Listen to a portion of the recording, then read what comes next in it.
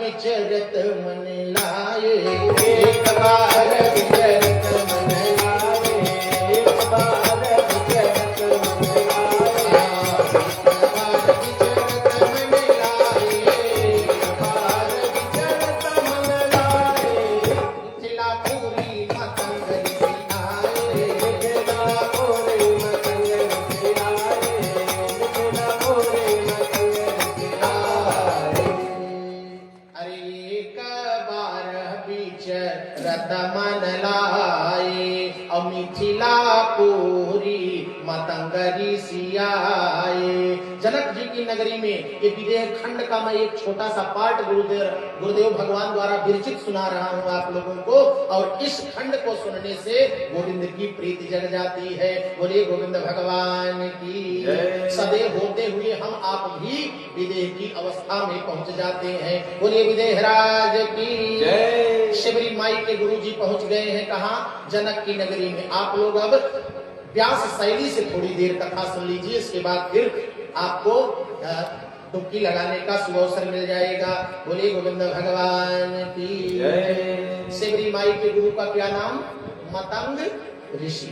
मतंग ऋषि पहुंच गए हैं, और जैसे पता चला वीतरागी संत को, जैसे पता चला जनक जी को कि मेरी नगरी में कोई महात्मा आया है, तो महात्मा का बड़ा सम्मान करते थे। और महात्मा अगर वैष्णव तिलक अगर देख लो बहनों, तो उस महात्मा का सम्मान करो। किसी को लग जाए, जो तिलक आपका लगा है, महात्माओं का लगा है, ये वैष्णव तिलक, भेष भरो भगवान को वैष्णव धारे अंग, तपी पापा कजराई दे देखत डर यमदंग।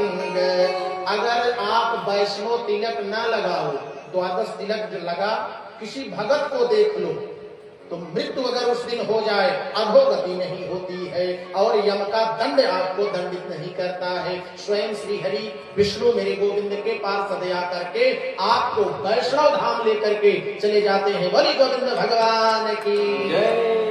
तिलक लगाओ या न लगाओ, 24 घंटे में एक बार तिलक लगाया हुआ भगत आपको अगर दिन भर में कहीं दिख जाए, मात्र दिख जाए। इसलिए अगर संत जन जो है वैष्णव संत मिल गए, तो आप दंडवत करिए, उनको दूर से प्रणाम कर लीजिए, प्रणाम करके उनको आसन दीजिए, सुंदर आसन पर बैठाइए। राजा ने क्या किया?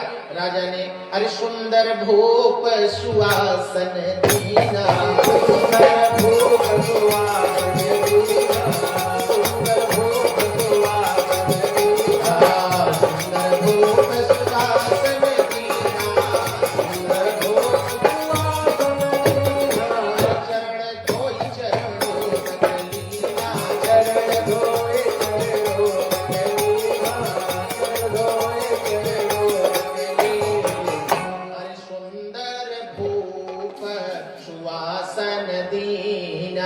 सुंदर आसन पर बैठाया।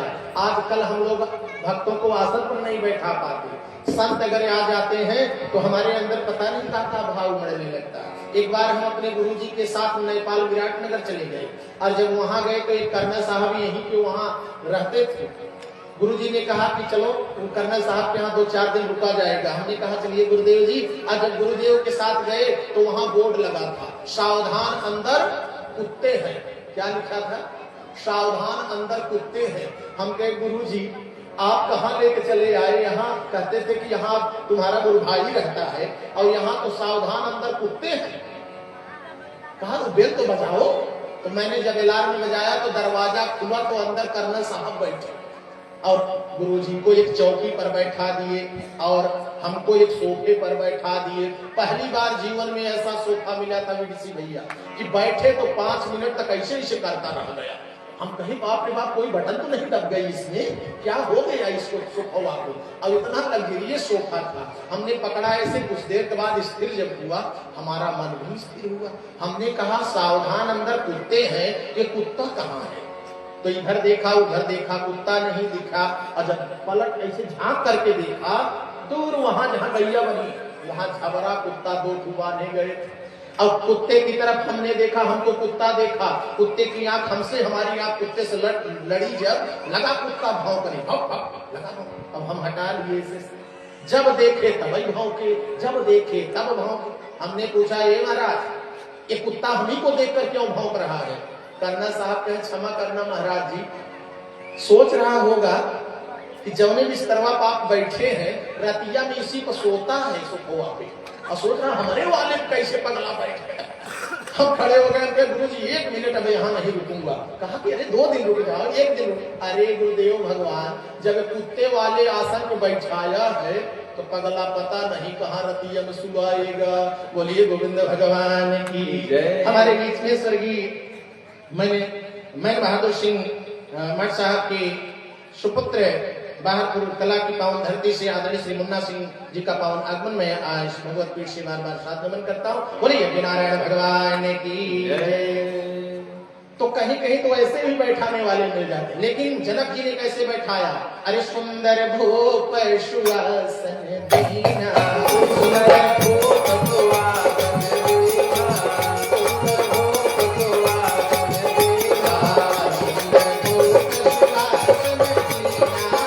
सुंदर भूप सुआसन दीना, सुंदर भूप सुआसन दीना।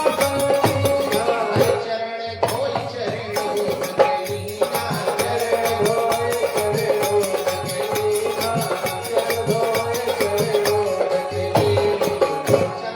चरणों स्वागत पूछे निकट बैठारा, के कारण गमन तुम्हारा। कहिए महात्मा, हमारी नगरी में कैसे विदेह की नगरी में आपका आगमन हो गया? कहा स्वयं हे महाराज, आपकी चर्चा मैंने बहुत सुनी है।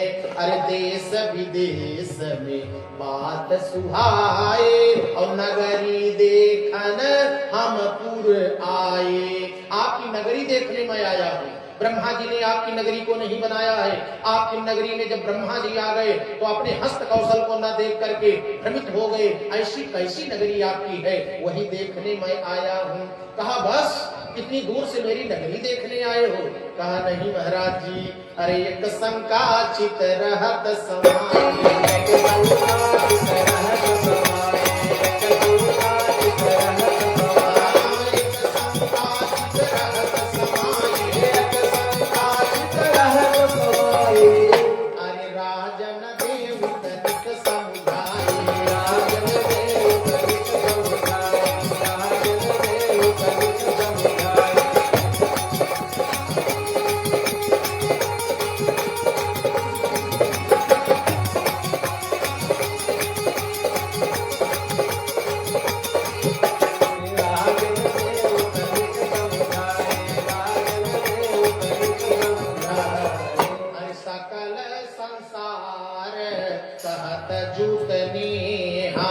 विदेहा रहता क्यों कहता विदेहा। सारा संसार आपको प्रेम से सदे होते हुए भी विदेह कहता है। क्या बात है, क्यों आप विदेह कहे जाते हो? जनक जी धीरे से मुस्कुराए। विदेहराज मुस्कुरा करके बोले कि प्रथम नगरी देखो। हे महाराज, पहले हमारी नगरी देखो। प्रथम नगरी देखो जेकर शोभा रूप अपार, और प्रातः काल बतलाई हूँ जो विदेह कर सार। सुबह मैं बताऊंगा कि सदैव होते हुए मैं विदेह क्यों कहा जाता हूँ। इतना कह करके अरे आशा का ही भूप एक बालकी मंगाई, और ऋषि को दिया तुरंत बैठाई। इतना कह करके एक पालकी मंगवा करके उसी में महात्मा को बैठा दिया। थोड़ा जल्दी जल्दी कथा बोल रहा हूँ, अब थोड़ा पकड़ने का प्रयास करिएगा। महात्मा को कहाँ बैठा दिए बहनों भक्तों?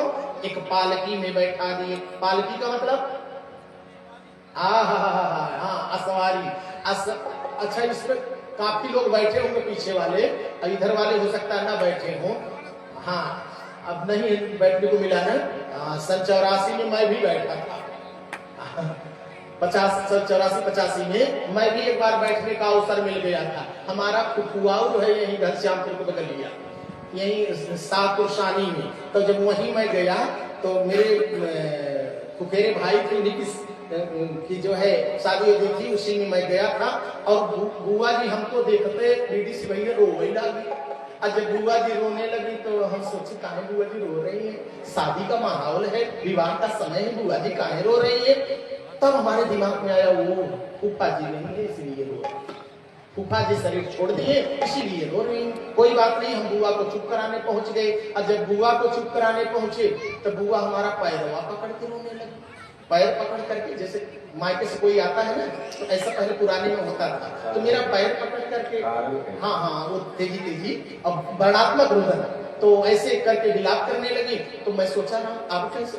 हमने कहा बुआ चुप हो जाओ, बुआ चुप हो जाओ, बुआ चुप न मारे सेठ जी। तो हमने कहा कि अब हम कुछ करेंगे, अब हम बुआ की तरह हम भी रोएंगे। जब हम रोने लगे तो बुआ का और तेज हो गया बैलू, और बुआ रोने लगी। हम कहे ये भी फार्मूला फेल हो, चलो अब क्या करें। तो हम सोचे कि अब आधा किलो लक्ष्मी सेठ के हिया से बतासा लिए, वही बतासा का ठोंगा दिए। फिर बुआ थोड़ा सा मीठा, बुआ जैसे बतासा देखी पट से और भैया भाभी हो गई। हमने कहा बाहर बुआ, तब हमको गोस्वामी जी की चौपाई याद आई। अरे नारी स्वभाव सत्य को कही, नारी स्वभाव सत्य को कही, नारी स्वभाव सत्य को कही, नारी स्वभाव सत्य को कही, नारी स्वभाव सत्य को कही। अवगुण आठ सदा रही, अवगुण आठ सदा रही, अवगुण आठ सदा रही। स्त्रियों के अंदर साहस, चपलता, माया, भय, अविवेक, असौच, अदाया, ये आठ गुण सदा रहते हैं। आप लोगों की बात मैं नहीं कर रहा हूँ, जो लंका में बैठी उनकी बात कर रहा हूँ, जो भगवान की कथा कभी नहीं सुनती, मैं उनकी बात बहनों कह रहा हूँ। और वही बुआ जी हमको इधर से वही असवारी में बैठा दी, ठीक ठाक करके। वो जो दूल्हा के बगल बैठा जाता क्या बोलते हैं, हाँ वही बैठा, बनने का सौभाग्य मिला। तो आज मतंग ऋषि को भी अरे आसका ही भूप एक पालकी मंगाई, अहिसी को दिया तुरंत बैठाई। महात्मा को बैठा दिया, और महात्मा को बैठाने के बाद अरे दीपक बारी एक बीच धरायो, और संतरी बोली वही समझायो। एक दीपक छोटा सा जला करके रख दिया, और संतरी को बोला, अपने संतरी को बुलाया, कहा कि लो दो धारी तलवार, और तुम राजाज्ञा की अवहेलना करोगे तो तुम्हारा सर धड़ से अलग कर दिया जाएगा। संतरी बोला गुस्ताखी माफ हो राजन, बताइए हमको क्या करना है। कहा पालकी हम कहार लेकर के चलेंगे और तुम बगल रहोगे, और जब दीपक बुझ जाए तो महात्मा का गला रख जाना चाहिए। क्या बोले, दीपक बुझ जाए तो इस महात्मा का, मतंग ऋषि का, महात्मा का गला कट जाना चाहिए। कहा ठीक ऐसा ही होगा। अरे दीपक बुझ जाई जे काला, दीपक बुझ जाए जे काला, दीपक बुझ जाए जे काला, दीपक बुझ जाए जे काला, दीपक बुझ जाए जे काला। संतरी काटे शीश तक काला, संतरी काटे शीश तक काला, संतरी काटे शीश तक काला।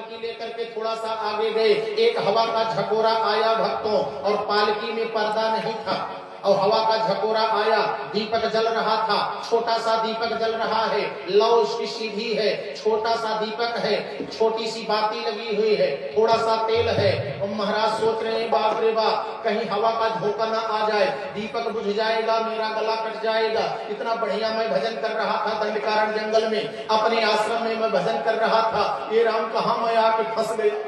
कि मैं कहां फंस गया। तब तक एक हवा का झोंका महाराज जी आया। दीपक की लौ टेढ़ी हुई, संतरी तलवार निकाला।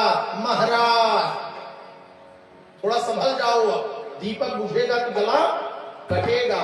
आपका नहीं, महाराज का। हाँ, तो आप ही डराएगा। तो जैसे ही हवा का झोंका आया तो महाराजो जी कम नहीं थे, जो भीतरा बैठे थे, और तुरंत हाथ को ओट किया, अपने अचले को पकड़ा। अरे हाथ ओट कर वायु बचाओ, हाथ ओट कर वायु बचाओ, हाथ ओट कर वायु बचाओ, हाथ ओट कर वायु बचाओ, हाथ ओट कर वायु बचाओ। अरे घटई तेल बाती सरकार, घटई तेल बाती सरकार, घटई तेल बाती सरकार।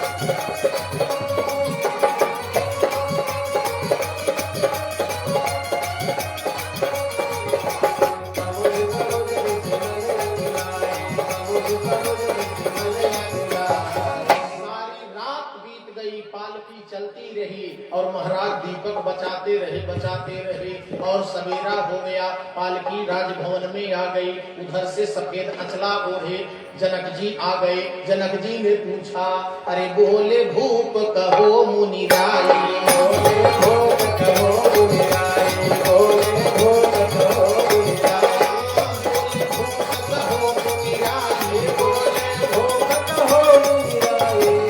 अरे नगरी मोरी कितन सुहाए, नगरी मोरी कितन सुहाए, नगरी मोरी कितन सुहाए।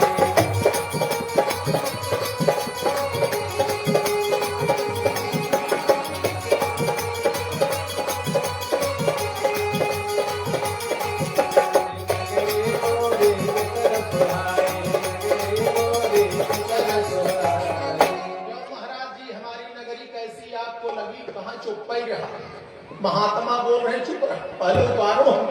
अब जो उतारा गया मतंग ऋषि को तो बोले नगरी कैसी लगी। कहा नगरिया कहाँ देखे, हे जो बेतंत्रवा रखवा दिए। कहा नगरी नहीं देखे, पूरी रात क्या करते रहे। कहा महाराज यही न रखे होते तो काम बन जाता। कहा किसको रखने से क्या हुआ। कहा दीपक में चित मोर समाया, दीपक में चित मोर समाया, दीपक में चित मोर समाया, दीपक में चित मोर समाया।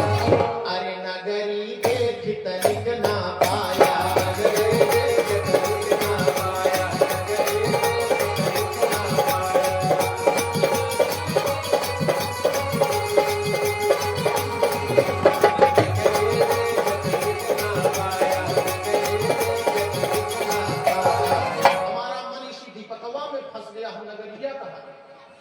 जनक जी ने कहा, महाराज ने कहा महाराज कुछ समझ में बात आई। कहा एक बात समझ में आई, गला बच गया, थोड़ा टेढ़ा हो गया है, बच गया, मेरा गला पिट हो गया।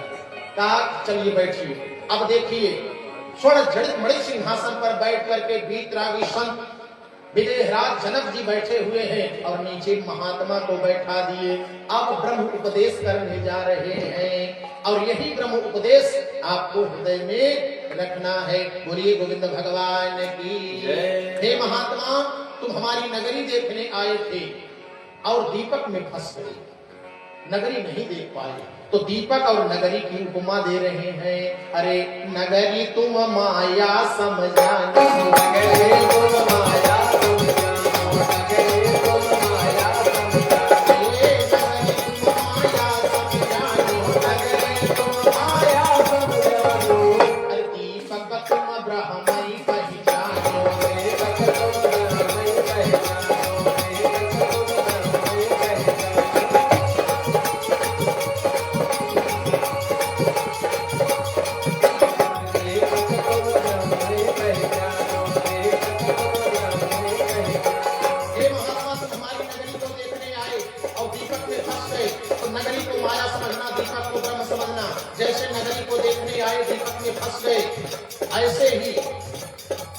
ऐसे ही समझो, नगरी तुम माया समझानो, दीपक तुम ब्रह्म में पहचानो।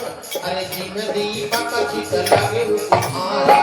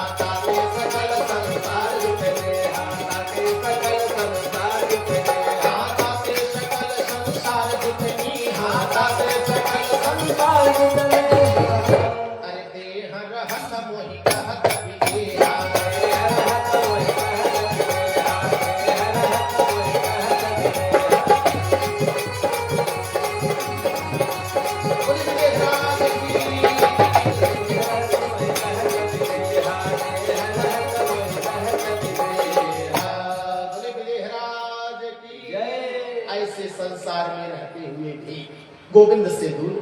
ऐसे स्थिति में आपको भगवान की कथा सुनना है। अब दुनिया आवे दुनिया न आवे, कौन आए कौन न आए, अब इससे मतलब नहीं है। आप बैठ गए, अब सत्य प्रकाश भैया हुई ही कथा कहाँ बांटे। अच्छा हाँ बहुत सुंदर, बैठ जाओ बैठ जाओ, खूब भगवान की कथा सुनो। और जितने आपके भक्त जन आए उनको देखते भी रहना बेटा। क्यों? क्योंकि अब मैं आपके पिताजी को विदेह बना करके लेकर पूरा रहा हूँ, तो आपको देखना पड़ेगा। चूंकि अब वैदिक पीठ से, पावन पीठ से आपको कुछ बताया जा रहा है, तो आप ही पकड़ना कि नहीं तो पकड़ देंगे। अब आप थोड़ा देखते रहिए, थोड़ा अतिथि सेवा करते रहिए, और अतिथि की सेवा करके अपने जीवन को सरल बना करके गोविंद के पास आप तो ऐसे पहुंच जाओगे। पुत्र कौन है? कहा पुत्र वही जो पिता से न मिले, पुत्र वही जो पिता से न मिले, पुत्र वही जो पिता से न मिले, पुत्र वही जो पिता से न मिले, पुत्र वही जो पिता से न मिले। करके पुरुषार्थ पिता ही दिखाए, करके पुरुषार्थ पिता ही दिखाए, करके पुरुषार्थ पिता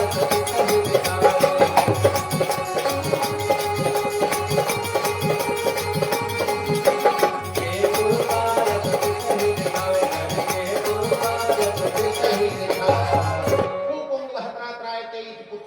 पुत्र वही है जो माता पिता का तारण कर दे और उनको वैकुंठ में बैठा दे।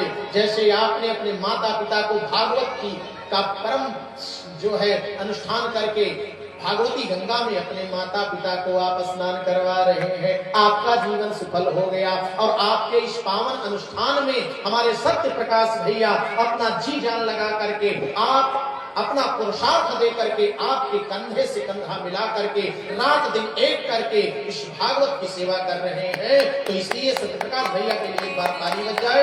ऐसा पुत्र संसार में भगवान सबको दे, और नहीं तो बेटा पिता तो कह रहा है बचऊ हम जवैया रहे।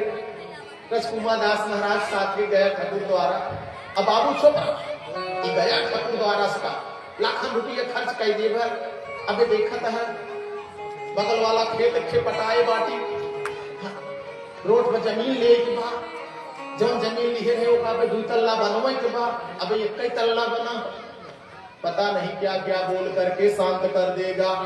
ऐसे भी पुत्र मिल जाएंगे तब क्या करोगे? तो ऐसा पुत्र हो जो पिता के लिए सर्वस्व लुटाने के लिए तैयार हो जाए। ऐसे हमारे सत्य प्रकाश भैया सेवा कर रहे हैं, गुरु जी की सेवा कर रहे हैं, और आए हुए अतिथि महात्माओं और ब्राह्मणों की सेवा कर रहे हैं, और आए हुए यहाँ अतिथियों की सेवा कर रहे हैं। दौड़ दौड़ करके जो है इनके पांव नहीं थक रहे हैं। और मुझे लग रहा है कि जब तक अनुष्ठान पूर्ण नहीं हो जाएगा तब तक भगवान इनको ऊर्जा दिए रहे और ऐसे इनके मन में सुबोध भाव जागता रहे। आइए बोलिए गोविंद भगवान की जय। ऐसे परम भागवत सुखदेव भगवान पहुंच गए हैं वीतरागी संत जनक के पावन दरबार में, और जनक जी को पता चल गया कि वीतरागी संत एक आए हुए हैं।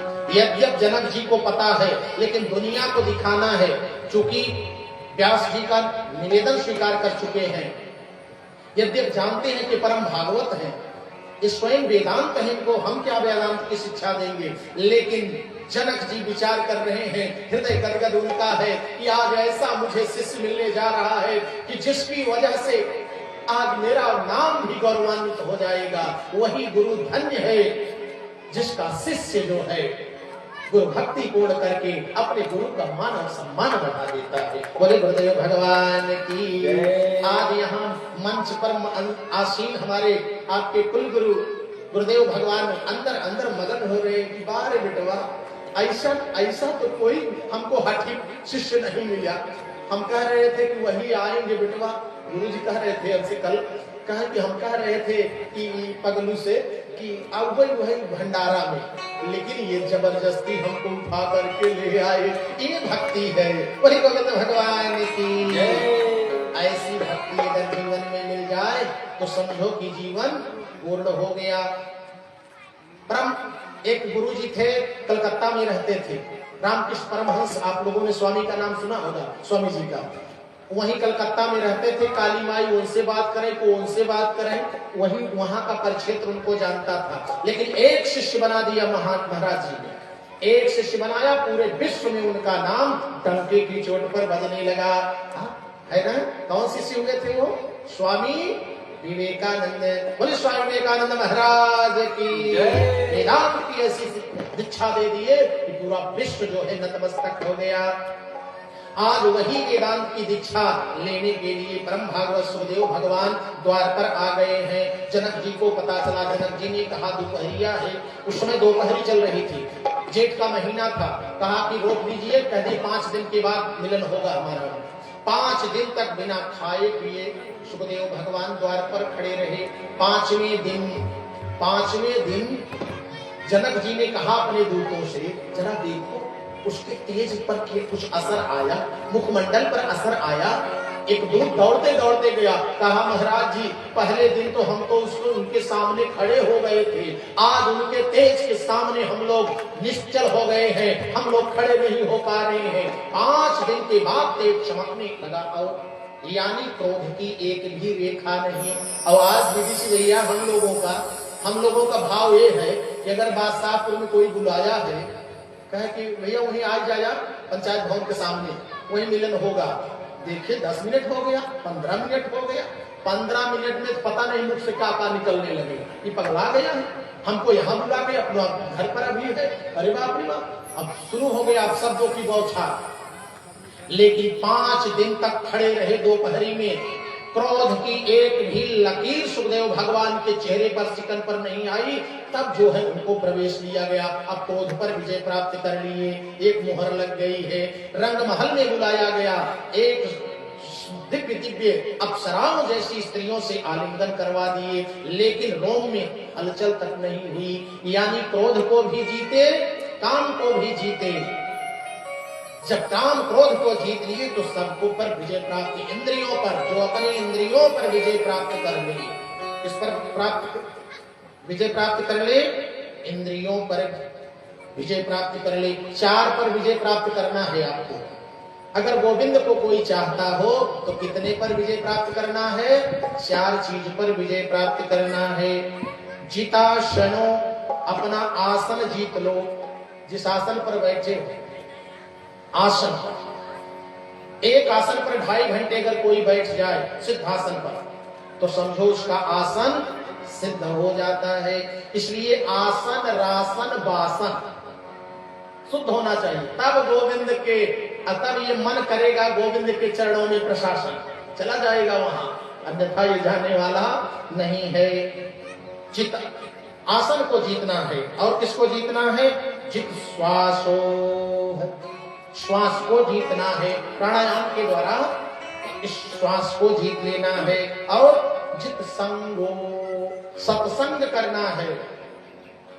दुर्गुण, दुर्व्यवहार, दुर्व्यसन, दुर्गति, दुर्भावना, दुर्पथ जहां हो वहां 1 सेकंड मत रुकिए। और जहां सत्संग हो, लाख आकाश छोड़ करके, काम छोड़ करके वहां बैठ जाओ। और जितेंद्रिय है, इंद्रियों को, जो 5 कर्मेंद्रिय, 5 ज्ञान इंद्रियों को अपने बस में कर लेता है। आंख कह रही है कि चलो नाच में चलो, नौटंकी में चलो, आर्केस्ट्रा देखो, तवायफ का नृत्य देखो, तू मैं देखो, नहीं, डांट करके उसको भगवान के चरणों में बैठा दो, श्रवण को भगवान की कथा में पहुंचा दो, पैर को भगवान के चरणों में हाथ को भगवान की सेवा में लगा दो, हर तरफ से गोविंद की सेवा में अपनी इंद्रियों को ही लगा करके रखो। बोलिए गोविंद भगवान की जय। आज परम भागवत सुखदेव भगवान इतने वीतरागी संतप्त भाव में हैं कि आकर के जनक जी आकर के दंडवत कर लिए, कहे यद्यप आप स्वयं परम भागवत हैं, हम आपको भागवत की दीक्षा, आपको जो है वेदांत की दीक्षा क्या देंगे, आप तो स्वयं वेदांत स्वरूप ही हो। ऐसा कह करके प्रणाम किए। प्रणाम करने के बाद लेकिन फिर भी कहा कि व्यास जी का निवेदन मैंने स्वीकार किया है, इसलिए मुहर लगा करके भेज रहे हैं। आज कहा कि मैं अपने को धन्य आज महसूस कर रहा हूँ। हे परम भागवत सुखदेव भगवान, मैं आपका गुरु होने का गौरव इस संसार में पाऊंगा, इससे बढ़ करके मुझे अब कुछ नहीं चाहिए। बोले गुरुदेव भगवान की जय। अब सुखदेव भगवान मगन हो गए, अरे गुरु हमें दे गए। सुखदेव भगवान घूमने लगे कि गुरु हमें दे गए, अरे ज्ञान का गुरु हमें दे गए, ज्ञान का गुरु हमें दे गए, ज्ञान का गुरु हमें दे गए, ज्ञान का बिरवा हो ज्ञान के बिरवा, ज्ञान का बिरवा हो ज्ञान के बिरवा, गुरु हमें दे गए, ज्ञान का बिरवा गुरु हमें दे गए, ज्ञान का बिरवा गुरु हमें दे गए।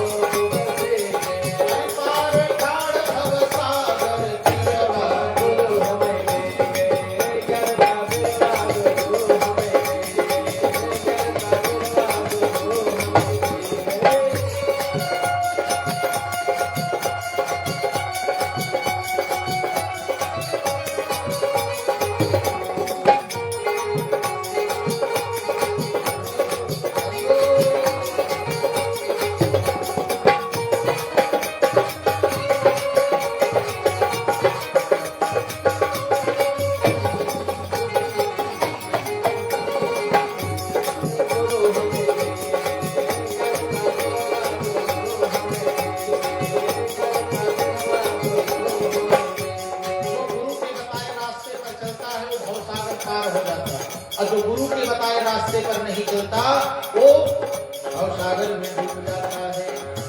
कहा कि जो बताए रास्ते पर चलता है वही गिरवा को सींचना है, और जो बताए रास्ते पर नहीं चला तब गुरु जी से तो माला ले लिया और उसको खूंटी में टांग दिया, कभी उस पर चिंतन मनन नहीं किया। तो जो यही गिरवा को ना सींचे, जो यही गिरवा को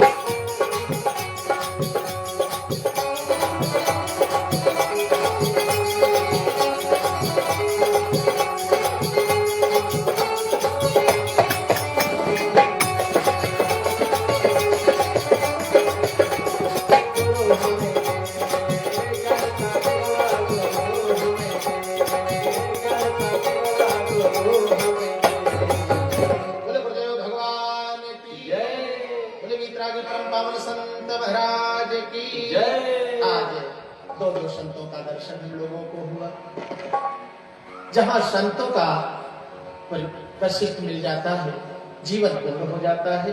इसलिए संत मिलन सम सुख जग नहीं। आज संतों का दर्शन हुआ और आज सुखदेव भगवान को भागवत की दीक्षा और व्यास जी ने भागवत का परम पावन ज्ञान दिया। और इधर परीक्षित जी जो है उनका भी जन्म हो चुका है। परीक्षित जी यौनावस्था में है।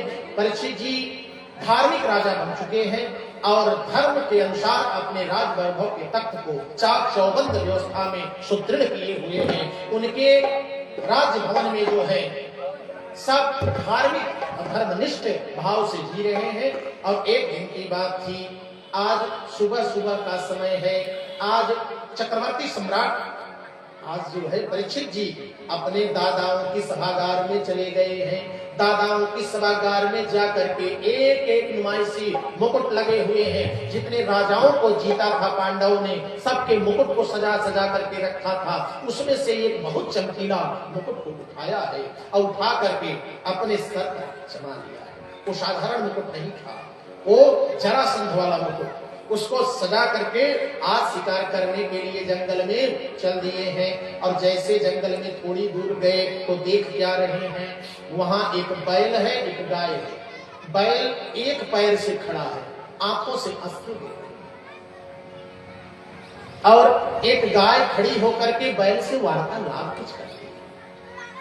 परीक्षित जी दूर से देख रहे हैं कि क्या बात है, क्या बात है। जैसे आपस में वो बोल रहे थे, क्यों भैया, बैल भैया क्यों क्यों आपके पैर में तकलीफ है, आपको ऐसा क्या हो गया, किसने आपके 3 पैरों को काट दिया।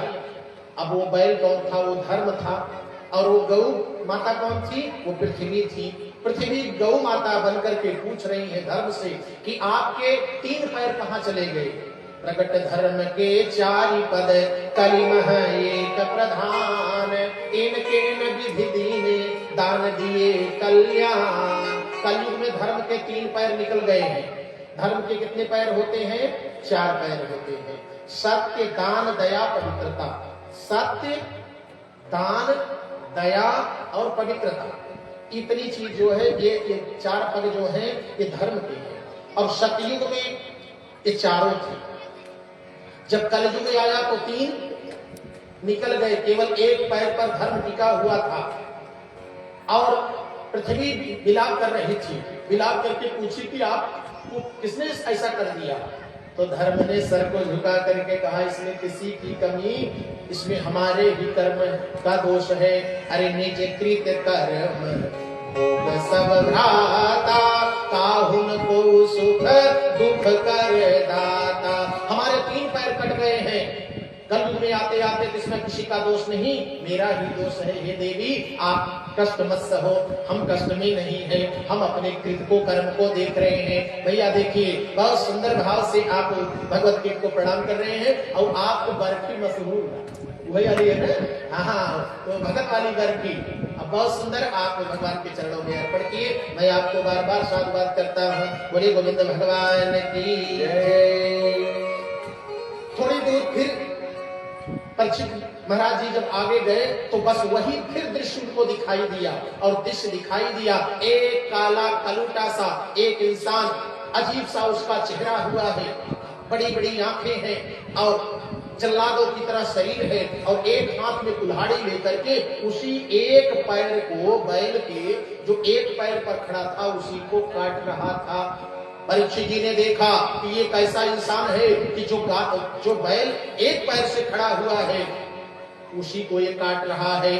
परीक्षित जी ने अपने तारकस से बाण को निकाल लिया और निकाल करके कहा, बताओ अपना परिचय, मेरे राज्य में ऐसा कौन आ गया है जो मेरी हो पर इतना बड़ा अत्याचार कर रहा है, बताओ तुम कौन हो।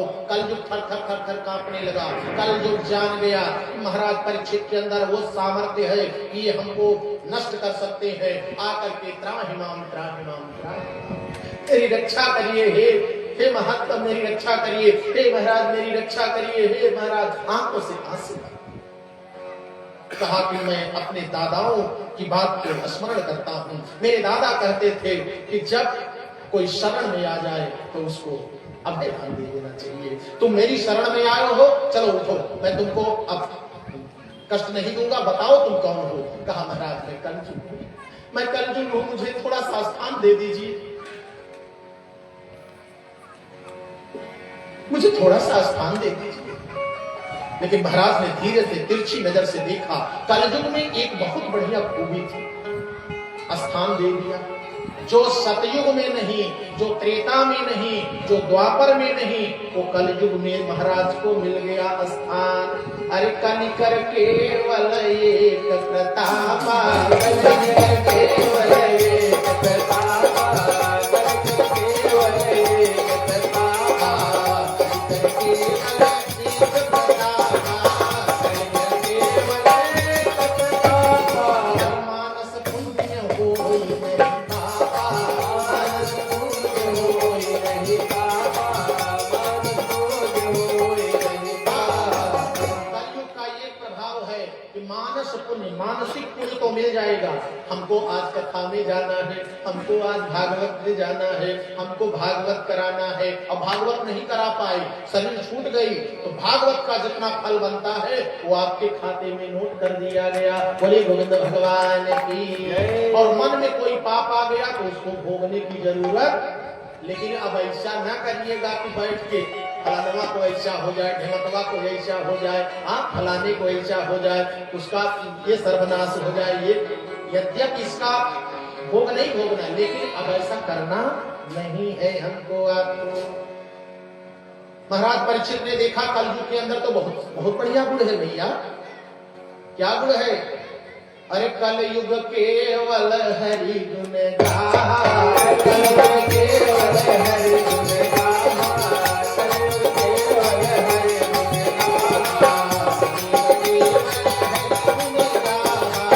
गाहा, कलयुग केवल हरि गुण गाहा। गावत नर पावत भवताहा, गावत नर पावत भवताहा, गावत नर पावत भवताहा। अरे कलयुग केवल हरि गुण गाहा, गावत नर पावत भवताहा। भगवान को प्राप्त करना कलयुग में बड़ा सरल है, इसलिए कलयुग का रहना बहुत जरूरी है।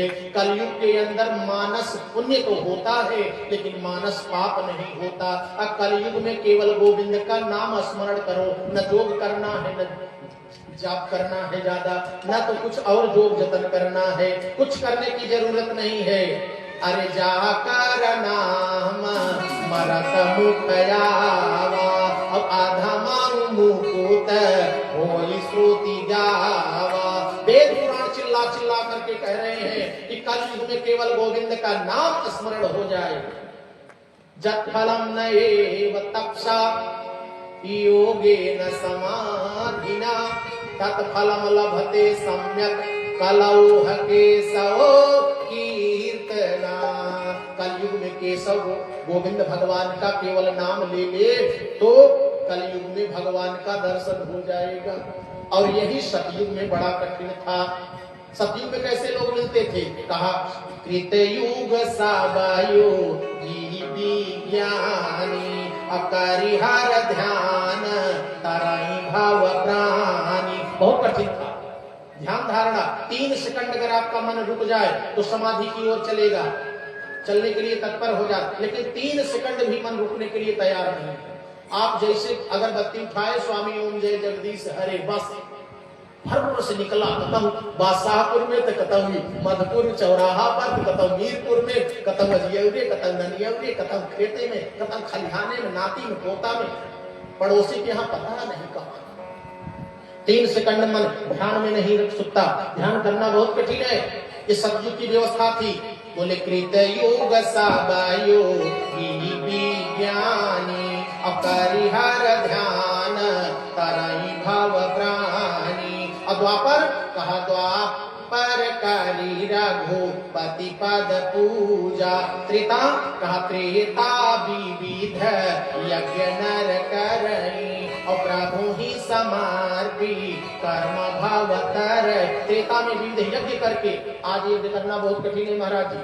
5 किलो अगर घी कह दूं कि शुद्ध गाय का घी ले आइए तो आप नहीं पाओगे। तब कहोगे कि महाराज ये पतंजलि वाला लेबल लगा हुआ है, पता ना इतना घी कहां से पाए। बोले गोविंद भगवान की जय।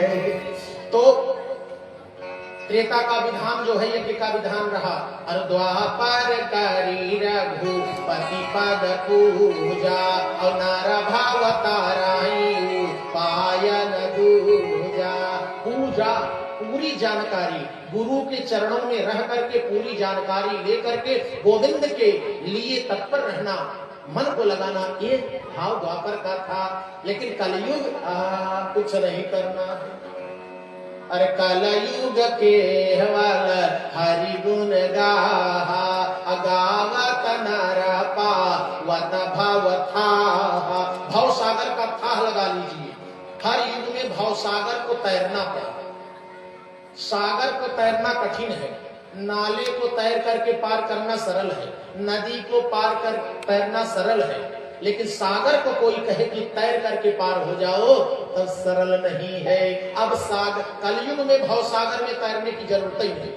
बोलिए गोविंद भगवान की जय। कलयुग में क्या करना है? गोविंद के नाम का सहारा लीजिए और थाह लगा लीजिए। कितना पानी हो महाराज जी?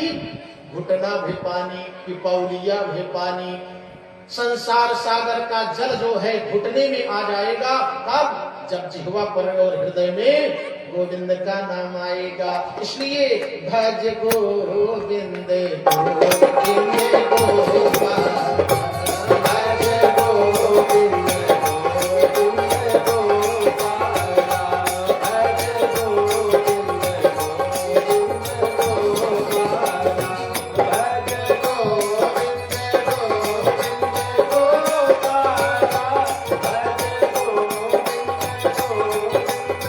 गोविंद गोविंद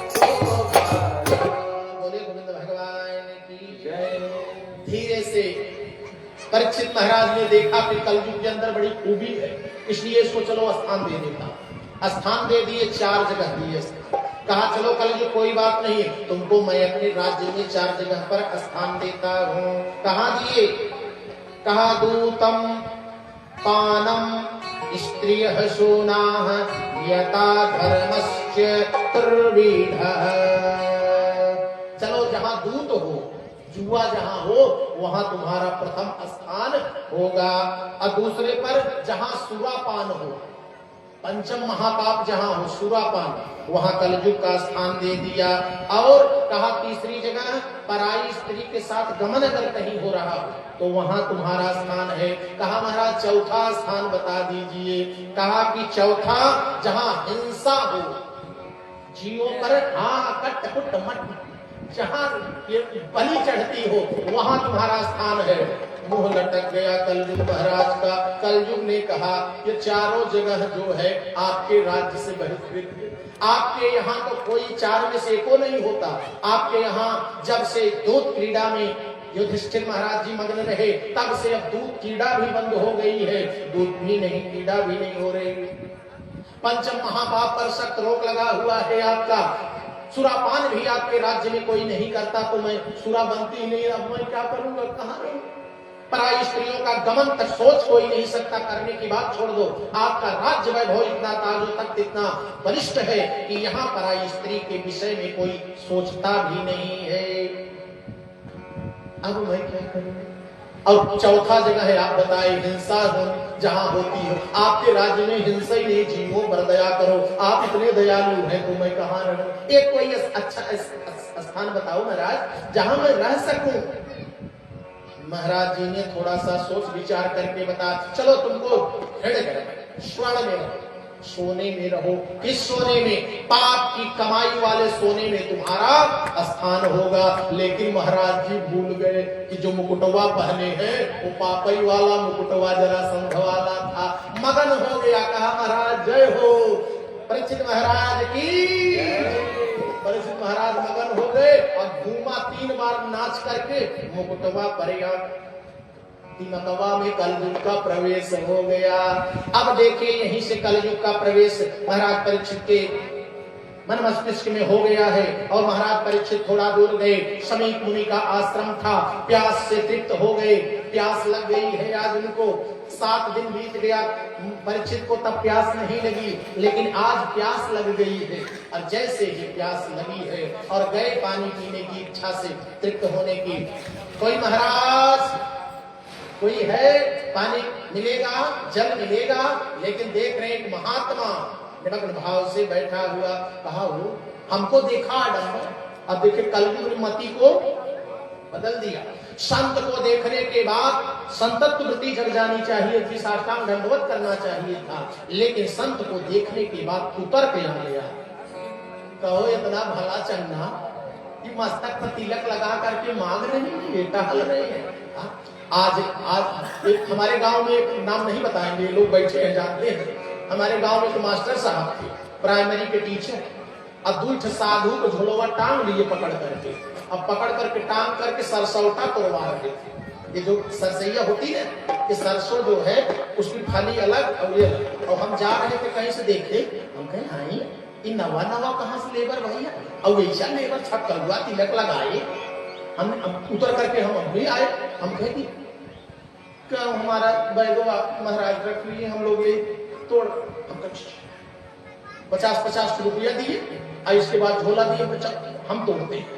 लगे हम तोड़ करके रखने, और जब तोड़ कर रखने लगे तो मास्टर साहब आए, कहे हमको डॉक्टर बोल, अरे डॉक्टर क्या कर रहे हैं? अरे हम कहे मास्टर साहब वो सरसैया सरसौटवा में सरसौटवा सरसैया की मिला रहे हैं, ये लोग अच्छा नहीं। देखो हम बढ़िया बना कर हम बोझा मान कर रख रहे हैं। कहा महाराज जी रहने दीजिए, वो ठीक है, वो आडम्बरी साधु थे इसलिए पकड़ लिए। तब हमको लगा कि कलयुग का प्रभाव बड़ा प्रखर है। अरे माँ नहीं मातु पिता नहीं देवा, माँ नहीं मातु पिता नहीं देवा, माँ नहीं मातु पिता नहीं देवा, माँ नहीं मातु पिता नहीं देवा, माँ नहीं मातु पिता नहीं देवा। अरे साधु सन करवा नहीं सेवा, साधु सन करवा नहीं सेवा, साधु सन करवा नहीं सेवा। चरण भवानी अते जाने 19 चरसम प्राणी। माँ नहीं मातु पिता नहीं देव, माता को अगर अंगुली दिखाए, पिता को अगर अंगुली दिखाए, माता की बात ना माने, पिता की बात ना माने, तो बताओ भक्तों कौन है? हाँ निश्चर, राक्षस। निश्चर माने राक्षस, तो राक्षस है। अब जो माता पिता को कष्ट दे वो कौन है? वो राक्षस है। जो माता पिता को अपशब्द बोले वो कौन है? राक्षस है। माँ नहीं मातु पिता नहीं देवा, और साधु सन करवावे सेवा। जो साधुओं से सेवा करवाए, कौन कहे भिक्षा देने के लिए, कौन कहे दान देने के लिए, कौन कहे सम्मान करने के लिए, उनसे कार्य करवाए वो कौन है? राक्षस। अच्छा, एक माता पिता हमको मिलते हैं तो दूसरे छूट जाते हैं। यानी मायके में एक माता पिता थे, वो मिले, और जब हमारा जो है पाणी ग्रहण करवा दिए, तब हमको ससुराल में एक माता पिता मिल गए, वो सास और ससुर के रूप में। जो सास और ससुर की सेवा ना करे वो क्या है? वो वज्र राक्षस। हम थोड़ी कह रहे हैं, ऐसा शास्त्र में लिखा है। बोलिए गोविंद भगवान की जय। इसलिए संतों का सम्मान, संतों का सम्मान करें।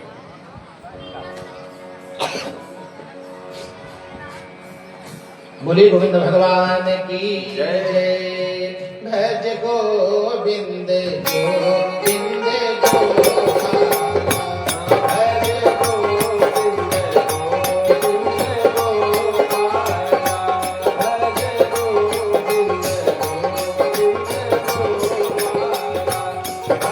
गोविंद गोविंद गोपाल, भज गोविंद गोविंद गोपाल, भज गोविंद गोविंद गोपाल।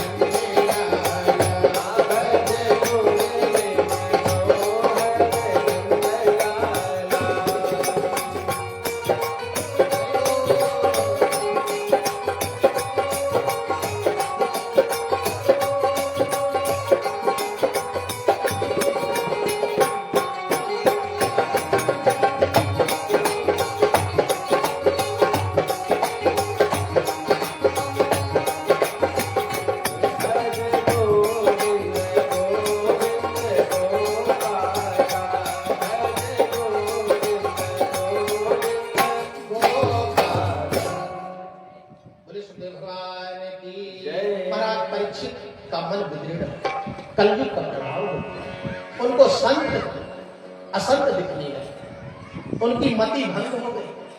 आकर के देखे आडम्बरी संत बैठा हुआ है, चलो कोई बात नहीं है, मति इतनी भंग हो गई कि एक मृतक सर्प को गले में डाल करके थोड़ा सा आगे बढ़ गए। और जब आगे बढ़े उधर तो उन्हीं महात्मा का एक 7 वर्षीय जो है एक पुत्र था, समीप जी का श्रृंगी, वो बालकों के साथ खेल रहे थे। किसी ने दौड़ करके बताया, अरे गजब हो गया, तू यहाँ खेल रहा, तेरे पिता के गले में एक विस्फर आ गया है। और दौड़ करके आए और देखे, निकाल करके फेंक दिए। और जब निकाल करके फेंकी तो मृतक समझते देर नहीं लगी कि किसी ने ऐसा कुछ कर दिया है। और तुरंत जो है जल लेकर के श्राप दे दिए, जिसने इतनी बड़ी दृढ़ता किया है, मेरे पिता के गले में इस मृतक सर्प को डाला है, 7वें दिन यही तक्षक नाग बन करके उसके जीवन की लीला को समाप्त कर देगा। बोले गोविंद भगवान की जय। एक ऋषि पुत्र का श्राप हो गया। और विचार देखे, ऋषि पुत्र और पिता में अंतर होता है। जैसे पिता को पता चला कि पुत्र ने हमारा श्राप दे दिया है, तुरंत बुला करके डांटने लगे, अरे तुम्हारे अंदर ऋषि के तत्व का प्रतिपादन ही नहीं है बेटा, तुमने तो बहुत गलत काम कर दिया। अरे ऋषि को तो क्षमाशील होना चाहिए, एक संत को क्या होना चाहिए, संत के अंदर कैसा गुण होना चाहिए, तुमने शायद इसको मुझसे भी जाना नहीं। आंखों से झरझर आंसू गिरने लगे, लेकिन अब कमी तो हो गई है। अब प्रारब्ध को देख रहे हैं कि चलो ऐसे ही उनके जीवन का प्रारब्ध है। तुरंत जो 2 शिष्यों को बुला करके कहा कि जाओ अतिशीघ्र परीक्षित जी को बता दो कि उनकी उम्र शेष हो गई है, केवल 7 दिन उनकी उम्र। परीक्षित जी को पता चल गया है। और परीक्षित जी जैसे पता पाए कि ऐसा, मुकुट को निकाल करके जब रखे, उनकी चेतना जब आई और जब शिष्यों ने बताया, तब उनको आत्मग्लानि होने लगी। अब मैं क्या करूं? अपनी पत्नी के पास जाकर के मुस्कुरा करके महाराज परीक्षित जी बोल रहे हैं कि देवी, आज मैं तुमको दुनिया का आश्चर्य सुनाने जा रहा हूं। दुनिया का सबसे बड़ा आश्चर्य, हे स्वामी, दुनिया का सबसे बड़ा आश्चर्य क्या है? कहा कि जो अमलात्मा विमलात्मा मुनीन्द्र योगेंद्र जोगी जति सन्यासी नहीं बता सकते, वो देवी मैं बता रहा हूँ। मेरी उम्र 7 दिन के अंदर मुझे काल नहीं, महाकाल नहीं छू सकता। 7 दिन के अंदर, 7वें दिन, 7 दिन के भीतर हमको दुनिया में कोई नहीं मार सकता। 7 सेकंड का भरोसा नहीं है, एक सांस अंदर गई, इसका तो भरोसा है नहीं। आज परीक्षित जी कह रहे हैं कि मेरी उम्र का भरोसा, अब मैं तुमको आश्चर्य बता रहा हूं कि 7 दिन के भीतर मुझे दुनिया में महाकाल भी कुछ नहीं कर सकता। लेकिन एक डर है, अंतिम समय मनुष्य को क्या करना चाहिए, मरते हुए प्राणी को क्या करना चाहिए? मरने का डर किसको नहीं है? आज सब लोग परीक्षित बन करके यहाँ बैठे हुए हैं। सबको कितने दिन में मरना है?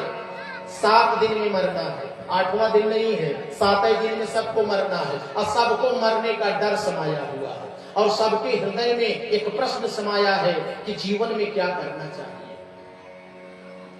सत्य